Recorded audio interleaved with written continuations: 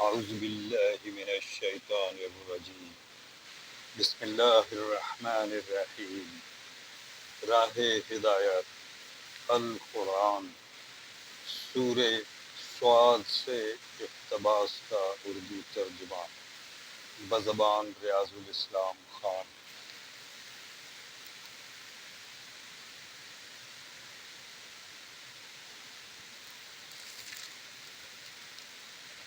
اور داؤد کو ہم نے سلیمان جیسا بیٹا عطا کیا، بہترین بندہ، کثرت سے اپنے رب کی طرف رجوع کرنے والا۔ قابل ذکر ہے وہ موقع جب شام کے وقت اس کے سامنے خوب سدھائے ہوئے گھوڑے پیش کیے گئے تو اس نے کہا، میں نے اس مال کی محبت اپنے رب کی یاد کی وجہ سے اختیار کی ہے۔ یہاں تک کہ جب وہ گھوڑے نگاہ سے اوجھل ہو گئے تو اس نے حکم دیا، انہیں میرے پاس لاؤ۔ پھر لگا ان کی پنڈلیوں اور گردنوں پر ہاتھ پھیرنے۔ اور دیکھو، سلیمان کو بھی ہم نے آزمائش میں ڈالا اور اس کی کرسی پر ایک جسد لا کر ڈال دیا۔ ہم نے آزمائش میں سلیمان کو بھی ڈالا اور اس کی کرسی پر ایک جسد لا کر ڈال دیا۔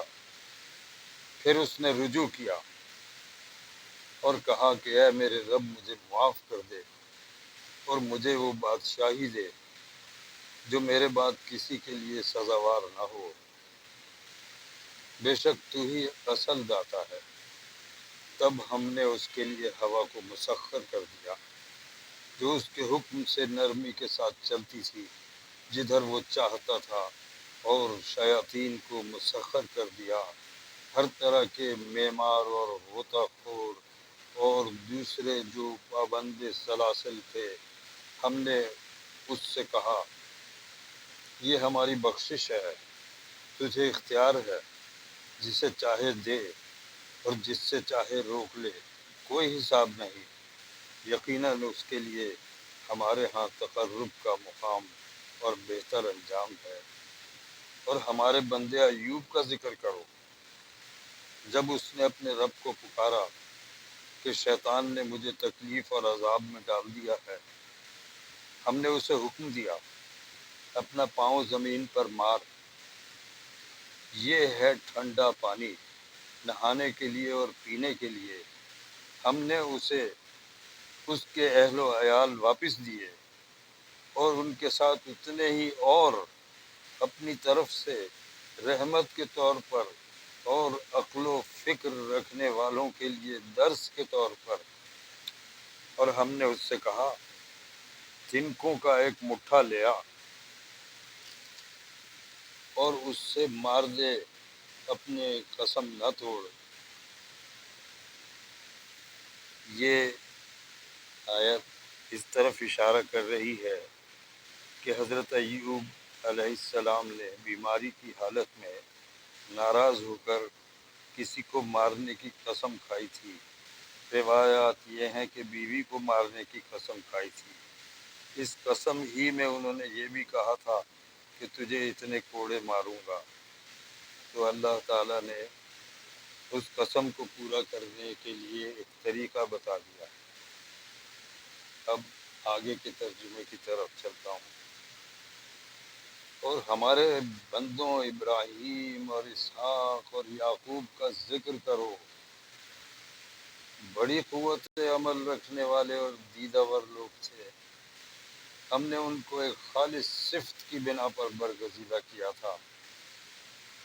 ہم نے ان کو ایک خالص صفت کی بنا پر برگزیدہ کیا تھا، اور وہ دار آخرت کی یاد تھی، اور وہ دار آخرت کی یاد تھی۔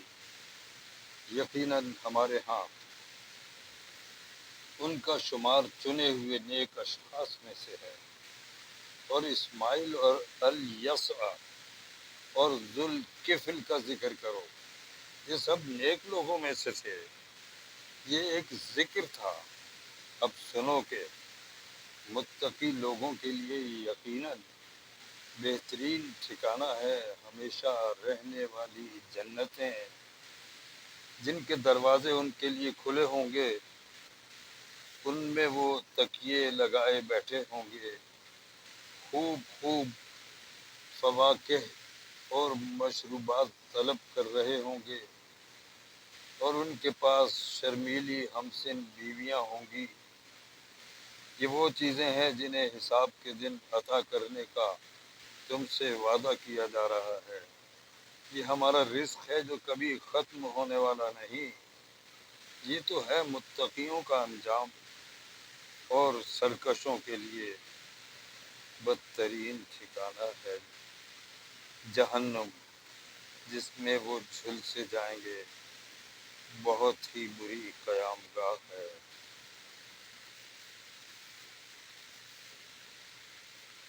صدق اللہ مولانا العظیم وصدق رسولہ الکریم۔